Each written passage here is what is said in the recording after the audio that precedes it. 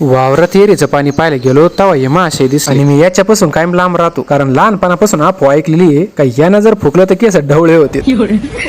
तर रामकृष्ण हरी मंडळी, बांधावर लावलेल्या आंब्याच्या ताटीत सगळे झाडं रोपले तर होते, तरी काही ठिकाणी अशी गॅप पडली होती. त्याला कारण होते रानडुकर. मग आता तिथं काय करावा हा प्रश्न आमच्या टाबराला पडला. त्याला म्हणलं टेन्शन न घेऊ, इथं परत खड्डे घ्यायचे आणि परत झाडं लावायची. मग आता खड्डे किती घ्यायचे हे पाहायसाठी आम्ही त्या ताटीने हिंडत होतो. टाबर आधी पै डामटवलं, पण नंतर थकलेवर उचलून घेतलं आणि टाबर बरोबर काय नेलं तर खड्ड्याचं माप घ्यायला. खड्ड एवढं खोल घ्यायचं. टोटल 27 झाडं परत लावायची होती. एवढा सगळा हिशोब केल्यावर आम्ही निघालो आमच्या वावरातल्या वैजनाथ मामांच्या घराकडे. आणि त्यांच्या घरापासला सीन म्हणजे लहानपणच्या आपल्या चित्रकलेतल्या पुस्तकातलं निसर्गरम्य घर. ध्रुव त्याच्या बहिणीला भेटू राहिला तर मी तुम्हाला आमच्या वावरातला निसर्ग दाखवतो. आणि हा निसर्ग जर आवडला तुम्हाला फॉलो करा ना राव.